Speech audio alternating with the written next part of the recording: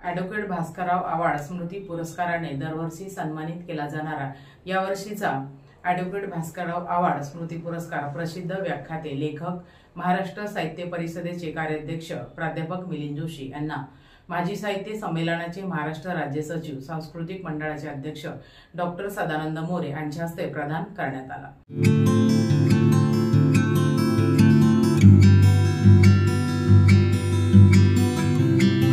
स्वागत आहे। मान्यवरांचं आगमन झालेलं आहे। टाळ्या वाजवून आपण मान्यवरांचं स्वागत करूया। या जोशी सर, राजीवजी या। सगळ्यांचं मनपूर्वक स्वागत। ॲडव्होकेट भास्करराव आव्हाड स्मृती पुरस्कार सोहळ्यासाठी आपण सगळे जमलेलो आहोत। ज्येष्ठ विधिज्ञ, विचारवंत, तत्वज्ञ, शिक्षणतज्ञ, साहित्यिक, कवी, प्रवचनकार ॲडव्होकेट भास्करराव आव्हाड स्मृती पुरस्कार सोहळ्यासाठी जमलेलो आहोत। यंदाचा हा पुरस्कार प्राध्यापक मिलिंद जोशी यांना प्रदान करण्यात येणार आहे। पुन्हा एकदा मनपूर्वक स्वागत। आजच्या कार्यक्रमाचे अध्यक्ष आलेले टाळ्या वाजवून आपण त्यांचं स्वागत करूया। महाराष्ट्र राज्य साहित्य संस्कृती मंडळाचे अध्यक्ष डॉक्टर सदानंद मोरे यांचं आगमन झालेलं आहे। मी मान्यवरांना व्यासपीठावर निमंत्रित करते आणि ॲडव्होकेट भास्करराव आव्हाड यांचं प्रतिमा पूजन करावं असं मी विनंती करते।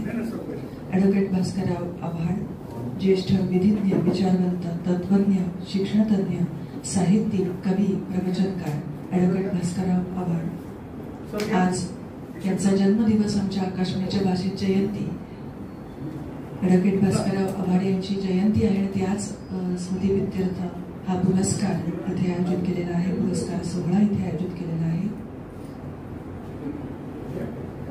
ॲडव्होकेट भास्करराव आव्हाड यांचं मान्यवरांना मी व्यासाच्या प्रतिमेचं पूजन इथं आजच्या कार्यक्रमाला असते। तसेच डॉक्टर राजा दीक्षित, ॲडव्होकेट अविनाश आव्हाड, रंगत संगीत प्रतिष्ठानचे आणि आडकर फाउंडेशनचे अध्यक्ष ॲडव्होकेट प्रमोद आडकर, पुन्हा एकदा सर्वांचं मनपूर्वक स्वागत। मी ॲडव्होकेट प्रमोद आडकर यांना विनंती करते की मान्यवरांचा सत्कार करावा। आजच्या कार्यक्रमाचे अध्यक्ष, महाराष्ट्र राज्य साहित्य संस्कृती मंडळाचे अध्यक्ष डॉक्टर सदानंद मोरे यांचा स्वागत सत्कार ॲडव्होकेट प्रमोद आडकर यांनी करावा अशी विनंती करते।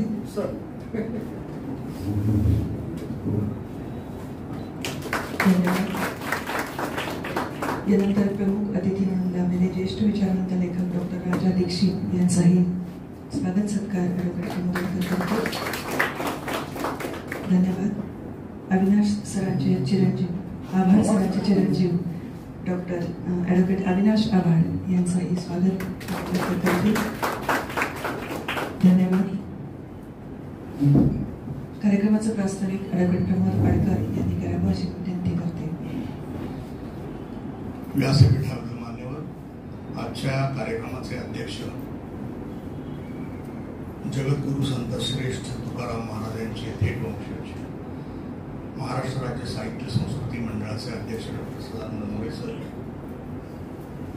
ज्येष्ठ विचारवंत, व्याख्याते, अभ्यासक, विश्वकोश मंडळाचे माजी अध्यक्ष डॉक्टर राजा दीक्षित सर, आव्हाड सरांचे चिरंजीव आणि महाराष्ट्र आणि गोवा बार काउन्सिलचे सदस्य अविनाश आव्हाड, आज ज्यांना आपण पुरस्कृत करणार आहोत ते महाराष्ट्र साहित्य परिषदेचे कार्याध्यक्ष प्राध्यापक मिलिंद जोशी सर आणि उपस्थितांमध्ये अनेक मान्यवर आहेत, मित्रांनो, आणि आमचे दुसरे उपाध्यक्ष आवर्जून इथे आलेले आहेत श्री राजीव बर्वे, आपलं मनपूर्वक स्वागत आहे। आव्हाड सरांचा वाढदिवस मी 27 वर्ष साजरा केला।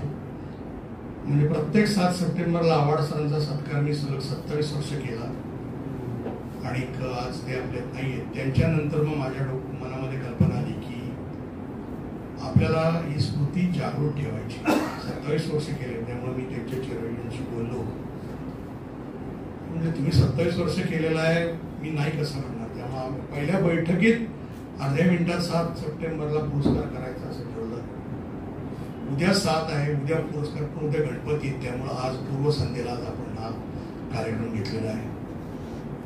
आणि सर व्याख्याते होते, आव्हाड सर व्याख्याते होते, विचारवंत होते, निरूपणकार होते, कवी होते, वकील होते, लेखक होते। त्यामुळे आम्ही असे क्रायटेरिया निवडलेले हा पुरस्कार आम्ही बरोबर माणूस निवडून त्याला देतोय.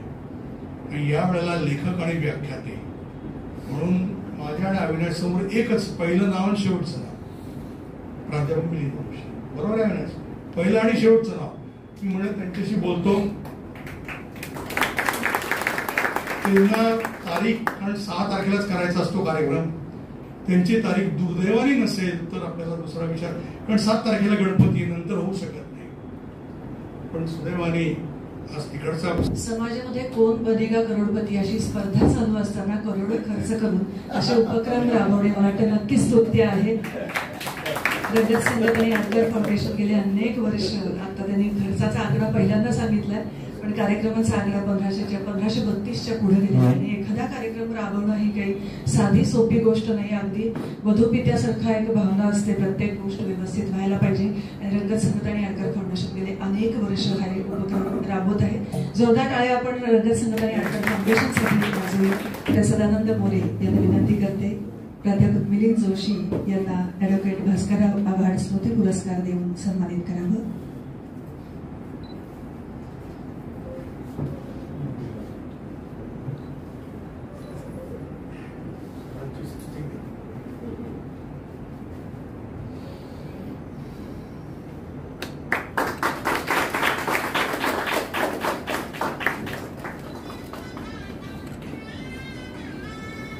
ॲडव्होकेट भास्करराव आव्हाड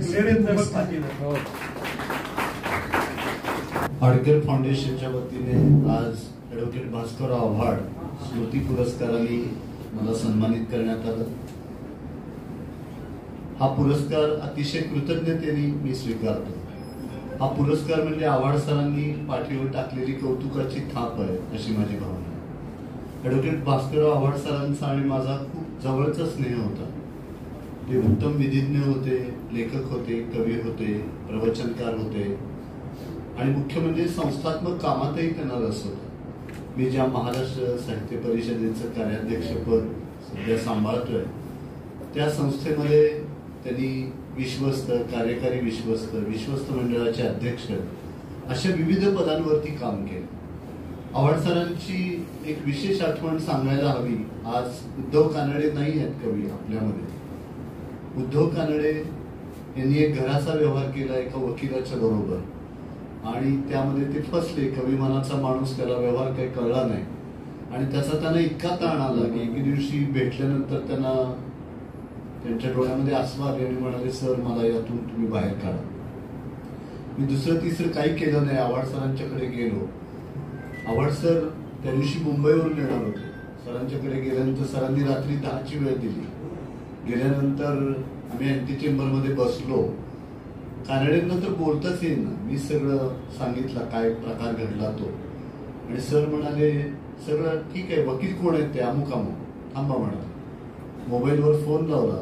तो त्यांचा विद्यार्थी निघाला आणि त्याला म्हणाले, हे माझं काम आहे, या व्यवहारातून तू तुझं लक्ष काढून टाक, तुला जे काही अपेक्षित आहे ते, आणि हा व्यवहार माझ्या कवी मित्राला साजेसा झाला पाहिजे, ही तुझी जबाबदारी.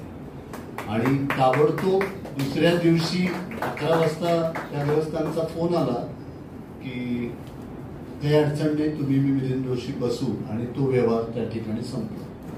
आज हा 5वा पुरस्कार आपण देतो.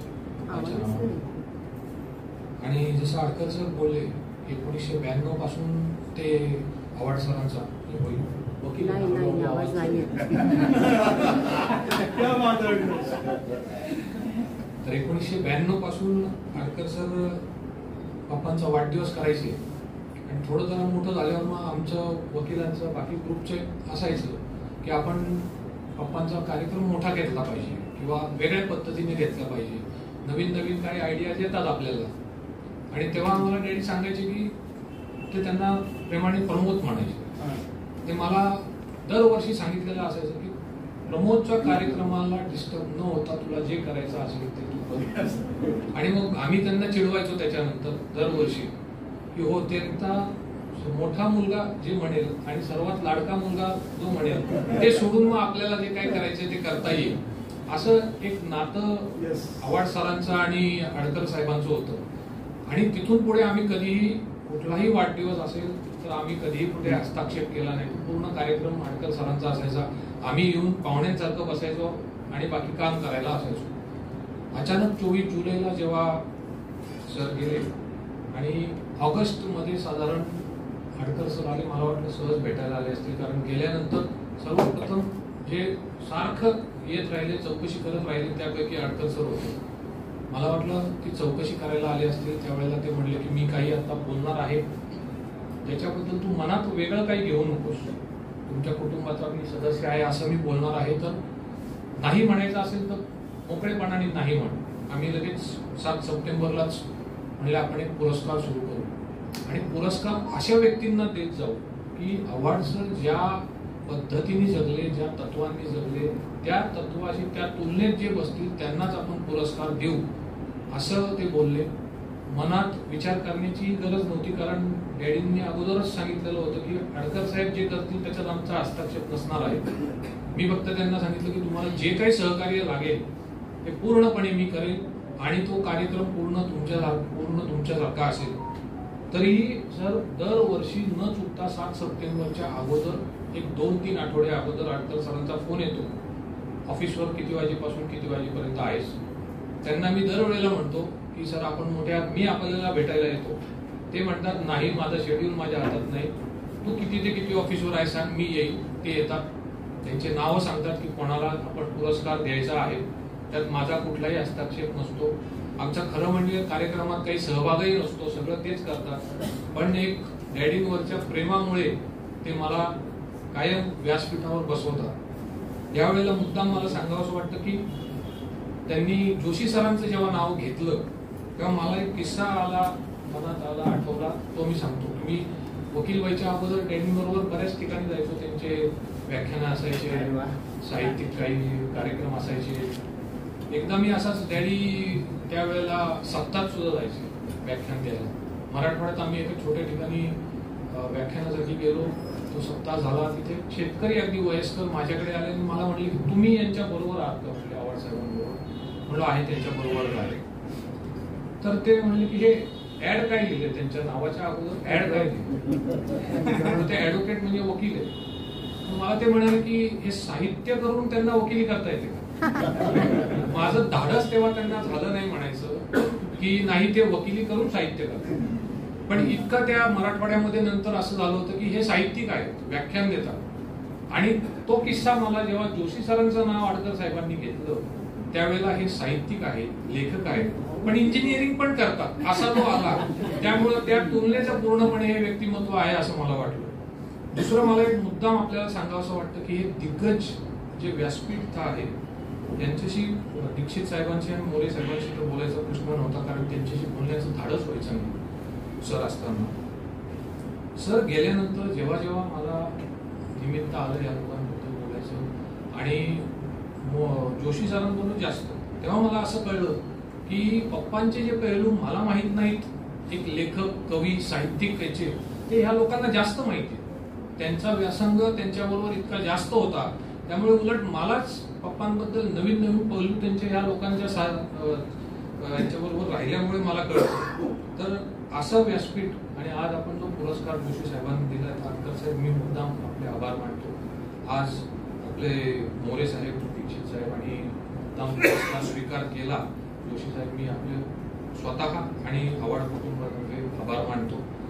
नेहमी त्यांचे आभार मानायचे राहतात आमच्या आडकर वहिनी, ज्या आडकर साहेबांच्या खऱ्या बॅकबोन आहे. आणि काही झालं की जे हक्काने उजवीकडे बघून खुणवत असतात आणि त्या खुणांवरून पूर्ण कार्यक्रम व्यवस्थित पार पाडला जातो, अशा आमच्या आडकर वहिनी, त्यांचेही मी मुद्दाम आभार मानतो.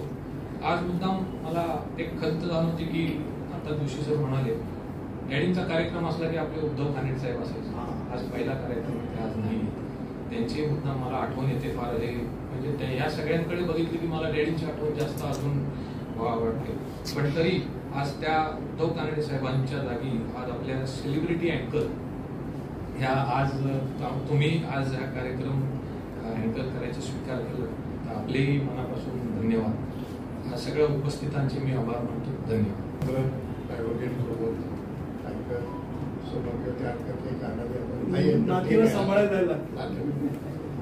महत्वाचं काम आहे ते.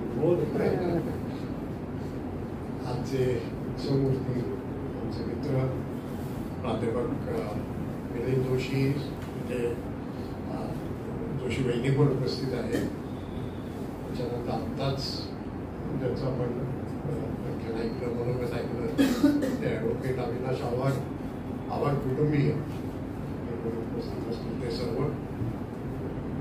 फार गोड असं सूत्रसंचालन करणाऱ्या आमच्या शिवपाली देशपांडे, मला मगाशी फार बरं वाटलं की त्यांचा सत्कार माझ्या हस्ते केला, कारण ती एक पावती आहे असं समजा माझ्या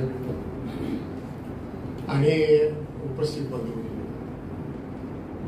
प्रथमतः मी आदरणीय ॲडव्होकेट भास्करराव आव्हाड, थोडा खाली शिल्पा जरा खाली, करेक्ट नाही फार खाली मला तुम्ही सांगा, ऐकू येत नसेल तर सांगा, कारण ऐकू जायला पाहिजे. मी काय बोलतोय ते बहुतेक ऐकण्यासाठी असेल असं वाटतं. तर प्रथमतः आम्ही आदरणीय ॲडव्होकेट भास्करराव आव्हाड यांच्या स्मृतीला विनम्र अभिवादन करतो. त्याच्यानंतर आपल्या कल्पना आहे की त्यांचा जन्मदिना 7 तारखेला असतो आणि त्यांच्या स्मृती प्रित्यर्थ हा जो पुरस्कार त्या निमित्ताने सुरू करण्यात आलेला आहे ती फार उचित अतिशय चांगली अशी गोष्ट. त्यांची स्मृती जपण्याचा एक फार चांगला हा मार्ग आहे, त्यामुळे त्याचा फार आनंद वाटतो. दुसरं म्हणजे ज्यांना आज हा पुरस्कार मिळाला ते प्राध्यापक मिलिंद जोशी यांचं मी हार्दिक अभिनंदन करतो. मोरे सर, मी आणि मिलिंद जोशी त्यांनी उल्लेख केलाच आहे. बरेच वेळा आम्ही एका व्यासपीठावर असतो, कधी तिघा असतो कधी दोघं असतो, पण असतो. आणि मिलिंद जोशींचं तर माझा नेहमी हा संवाद ठरलेला आहे आमचा की आमच्यापैकी जो आधी बोलतो तो नंतरची थोडी पंचायत करतो. पण मिलिंद जोशी माझ्या आधी बोलले की माझे बरेचसे मुद्दे त्यांनी खाऊन टाकलेले असतात, पण आज त्याला ती संधी नाही, कारण त्याला त्यांच्याच पुरस्काराबद्दल बोलायचं होतं आणि त्यामुळे असे अनेक मुद्दे माझ्याकडे शिल्लक उरले की जे मी बोलू शकतो. असं तर एक आहे, आम्ही तिघही आमचे तिघांचे अनेक मुद्दे जे आहे, मी म्हटलं तसं आधी जे बोलतात त्यांना त्याचा फायदा होतो हे जरी खरं असलं तरीही आमच्या तिघांची एक स्वतंत्र विचारशैली आहे, एक भाषाशैली आहे आणि आपापल्या पद्धतीने वेगवेगळ्या विषयांवर असं घ्या. आणि त्यामुळे आधी ज्यांनी आपले कितीही मुद्दे घेतलेले असले तरी तत्पर आम्ही बोलू शकतो आणि तो फार मोठा आनंदाचा भाग असतो. एकत्र असं समारंभात बोलणं हा आमच्या तिघांसाठी आनंदाचा भाग आहे. आज तर तो विशेष आनंदाचा भाग आहे असं मी म्हणेन. सुरुवातीला ॲडव्होकेट भास्करराव आव्हाड यांच्याविषयी थोडं बोलतो. जे आपण म्हणालात ते खरं आहे की आम्ही त्यांना खूप ओळखत आलो, काही वेळेला कार्यक्रमामध्ये असायचो आणि मी त्यांच्याकडे लहान असलो तरी बरेच वेळा म्हणजे आमचे मित्रांनी आयोजित केलेल्या अनेक कार्यक्रमांच्या पाठीमागे सुद्धा त्यांची शक्ती असायची, त्यांचं उत्तेजन असायचं, विलक्षण समुदाय. आणि त्यामुळे त्यांचं हे सगळं जे सामाजिक जीवन आहे, विशेषतः हे सांस्कृतिक, ते आम्ही खूप जवळून पाहिलं आहे आणि त्यामुळे अत्यंत आदर हा त्यांच्याविषयीचा आहे. म्हणून मला आज इथे बोलताना खूप आनंद होतोय. आपल्याला कल्पना असेल की एवढं मोठं हे जे व्यक्तिमत्व आहे हे मुळात नगरच्या दुष्काळी भागात आणि इथेच बघा, शेतकरी फक्त इथेच बघा, तिकडे नका बघू. ओके. आणि शेतकरी कुटुंबातले, हा बरं ठीक आहे, तिकडे बघितलं की आवाज ठीक आहे ठीक आहे. आणि शेतकरी कुटुंबातले ते होते आणि पुण्यात येऊन त्यांनी संबंध जे काही पुढे कर्तृत्व गाजवलं काय की साहित्यामध्ये पुणं हा यथेच्छ चेष्टेचा विषय असतो.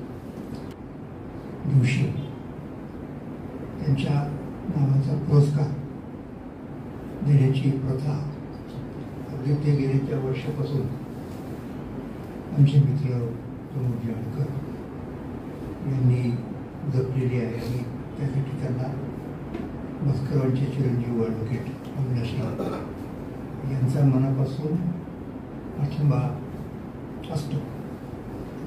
आणि सुद्धा मी अशा कार्यक्रमांना आलो होतो, त्यांनी बोलवलं होतं आणि स्वतः सरांची माझी वैयक्तिक संबंध खूप चांगले होते.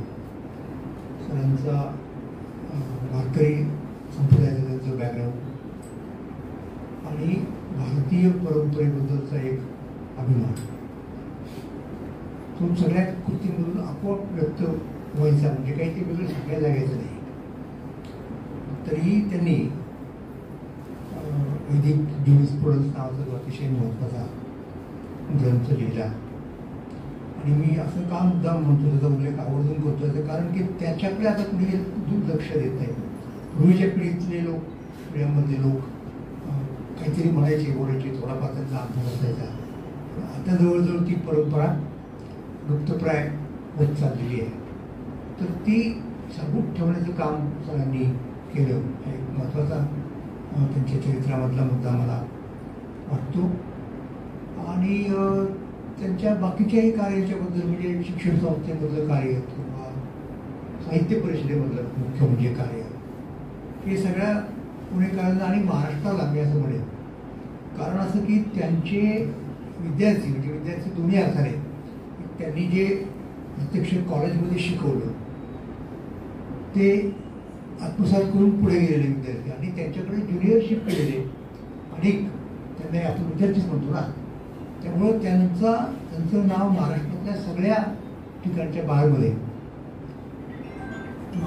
झालेलं आहे. आणि त्यांच्याबद्दल महाराष्ट्रातल्या हे जे वकील मंडळी आहेत त्यांच्यामध्ये खूप चांगलं आदराचं स्थान त्यांनी त्यांच्या आयुष्यामध्ये मिळवलेलं होतं. तर त्यांची स्मृती अशा प्रकारे जगवण्याची, कारण कसं असतं की आता वाढदिवस असतो लोकांचा, हयात असताना नसताना आपण त्याला जयंती म्हणतो, तर ती अशा प्रकारे साजरी करायची की सरांच्या नावे अन्य कोणाला तरी योग्य व्यक्तीला शोधून तिला सगौरव करायचा. हे एक आडकरांचं वैशिष्ट्य आहे. ते परत किंवा पुढे करायला सांगण्याची गरज नाही. आमच्या नगरशी ते संबंधित आहेतच त्यांचं घराणं वगैरे. नगरमधल्या आडकरांचं एक वैशिष्ट्य म्हणजे त्याचं चष्म्याचं दुकान. हो. आणि मला असं वाटतं की आत्ता त्यांच्या डोळ्याला चष्मा नाही या घटकेला, मी त्यांना वगैरे बघताना असतो. पण मला महत्वाचं असं वाटतं की ते जसं कर्णाची कवच कुंडल होती की नाही, जन्मतः तो घेऊन आला होता, तसं हा जो चष्मा आहे, म्हणजे तुम्हाला योग्य लोक दिसतात बरोबर, तो जन्मतःच कवच कुंडलांसारखा ते चष्मा घेऊन आलेले की इतके वर्ष ते हे कार्य करतात, 15 वर्ष जवळजवळ विविध क्षेत्रात, विविध क्षेत्रातल्या लोकांना पुरस्कृत करतात. ते एवढे सगळे लोक आपल्यामध्ये आहेत याची एवढी आपल्याला कल्पना नसते.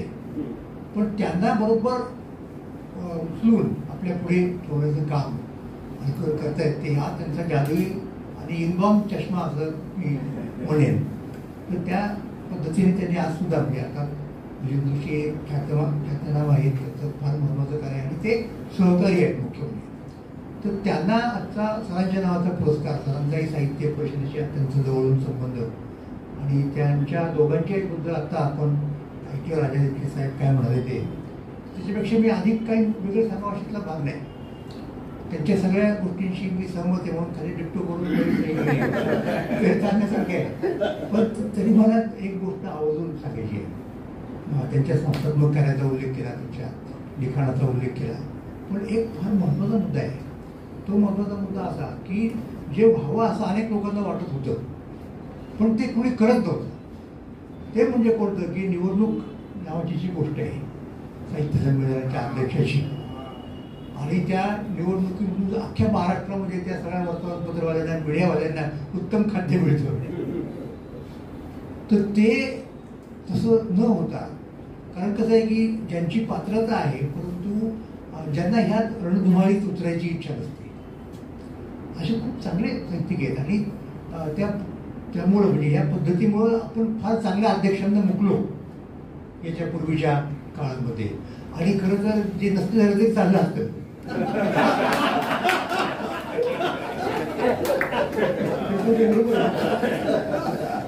कशाला आपण अध्यक्ष केले त्याला आपण लॉबिंग म्हणतो. हो ते गटच असायचे म्हणजे टोळीच म्हणूया गडी गट कशाला म्हणायचं गटाचा अर्थ चांगला होता. हे टोळी युद्ध यांनी बंद पडलं. हा मला त्यांच्या कर्तृत्वामधला फार महत्वाचा भाग होता. त्यांनी ते बांधकाम केलं नवीन मॉडर्नायझर केलं हे सगळं मला मान्य आहे. पण हे जे आहे ना हे करायला कोणी धसत नव्हतं. पण तिथे त्यांनी तो हस्तक्षेप केला आणि बाबा आता इथून पुढे म्हणजे त्याच्यामुळे सगळंच बंद झालं. म्हणजे त्या काय म्हणत त्याला प्रत्यक्ष निवडणूक जाहीर व्हायच्या आधी त्यांची मतपत्रिकेची पाकिटं तयार असायची. ऑगस्ट नंतर आम्ही पहिला पुरस्कार जेव्हा सप्टेंबरमध्ये केला त्यावेळेला कोविड होता जोरात होता. पण 25 लोकात कार्यक्रम करायची परवानगी मिळाली होती. त्यावेळेला अविनाशला म्हणलं बाबा करूयात आपण. कोविड असला तर असला. आम्ही कोविड परवानगी ज्या दिवशी मिळाली त्या दिवशी पहिला कार्यक्रम इथे मी केला तो अवयवदानाचा.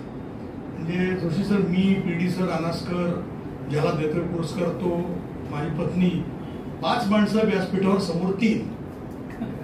फार लोकांना बोलवलंच नाही. म्हणलं कुठं धोका त्यांना आम्हाला. त्याच्यातले 3 मधले एक इन्स्पेक्टर एक पोलीस आणि तिसरा श्रोता. तसंच अविनाशला म्हणलं पहिल्या पुरस्काराला जेवढी कमी लोक येतील तेवढी बरी बाबा. कोणाचा मोबाईल वाजतोय का? जेवढी कमी लोक येतील तेवढी बरी बाबा. उल्हासदादा पवार 2 मास्क घालून आले. असं म्हणजे भीतीचंच वातावरण होतं. आव्हाड सर मला सांगायचे हो की प्रमोद बाहेर पडू नको. मी बाहेर नाही पडलो. पण शेवटी काय कुठनं काय ते लागेल काही समजत नाही काय. तर आजच्या या छान सोहळ्यात आपण मिलिंद जोशी यांना पुरस्कृत केलेला आहे आणि ही अतिशय योग्य निवड आहे असं मला 100% वाटलं. कारण 1532 कार्यक्रम केलेला नाही. मला आयोजनाबद्दल कोणी सांगायची गरज नाही आणि ती कशी योग्य आहे हे मला आलेला फोन आणि व्हॉट्सअपवरनं ठरलं की शिक्कामोर्तब झालं. आणि या दोघांनी सरांनी सांगितलं की कोंडी फोडली. हो खरं आहे. कारण सरांची सर हे सगळे मोठी मंडळी आहेत. हे पुरस्कार देतात यांना पुरस्कार कोण देणार. मलाही फोन आले तुम्हाला आयोजन जीवन गौरव द्यायचा. जीवन गौरव नको अजून बरंच जीवन जाईल. बघू म्हणलं पुढे बघू. मी अजून नाही घेतले कारण कुठली संस्था देतीये एक लक्षात घ्या. पुरस्कार स्वीकारायलाही कुठली संस्था देतीये कोणाच्या हस्ते देतीये मोरे सर प्रत्येकाला महत्व असतं. आज 32 वर्षाची संस्था जोशी सरांना पुरस्कार देतीये. सरांच्या नावाने मोरे सरांच्या हस्ते दीक्षित साहेबांच्या प्रमुख उपस्थितीत हे महत्वाचं आहे डिस्काउंट. त्यामुळे आज आवर्जून सरांनी पुरस्कार स्वीकारला. आपले आभार मोरे सर दीक्षित सर. दीक्षितांबद्दल मी त्यांना रात्री फोन केला सर तुम्ही राहता बावधनला तर ते म्हणले थांबा म्हणे मी आलो इथं. ही पॉझिटिव्हिटी ही दूरदृष्टी की पाऊस आला गर्दीत अडकलो होतो काय करायचं असं त्यांनी मला व्हॉट्सअप केलं. फार कमी लोक अशी बघायला मिळतात. येऊ जाऊ करू एकदा सांगितलं ना मग बघू असं नाही. No communication that is very important. मी ठेवली नाही म्हणून मी इथपर्यंत पोहोचलो. मोरे सरांना माझा फोन असतो तुमच्याकडं बरोबर 10 मिनिटं अगोदर. दीक्षित सरांना काल एक मोठा कार्यक्रम होता. परत बॅक टू बॅक कार्यक्रम होता. काल आदर्शही पुरस्कार इटकर साहेबांच्या आईला दिला. Doctor PD Patil sir Anaskar साहेब मोठी मंडळी होती व्यासपीठावर. तोही मोठा कार्यक्रम होता. आणि आज हा कार्यक्रम म्हणजे तुम्हाला आता जस्ट सांगायला हरकत नाही. मला पहिला व्हायरल फिवर झाला त्याच्यानंतर चिकनगुनिया झाला बॉडी डिहायड्रेट झाली आणि त्याच्यानंतर सर्वात लहान आजार म्हणजे डेंग्यू डिटेक्ट झाला. पण काय मी तसं घाबरणारा माणूस नाही. कोविड झाला त्यावेळेला नाही घाबरलो म्हणजे बघू. पण फक्त एवढंच आहे फार प्लेटलेट कमी झाल्या. म्हणजे माझे डॉक्टर म्हणले ऍडमिट वगैरे व्हायला लागलं. अरे म्हणलं 2 कार्यक्रम करायचं काय. स्ट्रिक्ट प्रोटोकॉल पाळणे काम असेल तरच बाहेर पडलो. म्हणजे जे जेवायचं ते प्रोटोकॉलनी जेवलो आणि प्लेटलेट माझे 1 दिवस थोडे कमी झाल्यानंतर ते वाढले. ही महाराजांची कृपा. शेवटी कार्यक्रम अत्यंत उत्तम व्हावेत याकरता महाराजांनी परमेश्वरांनी आज केलेले माझ्यावर अनंत उपकार आहेत. आज हा सुंदर सोहळा आज इथं पार पडतोय. मी Joshi sir, More sir, Dixit sir, Avinash मनपूर्वक आपले आभार मानतो. आमचे परिषदेचे सर्व सहकारी, आपण सर्व सुहृद यांचे आभार मानतो.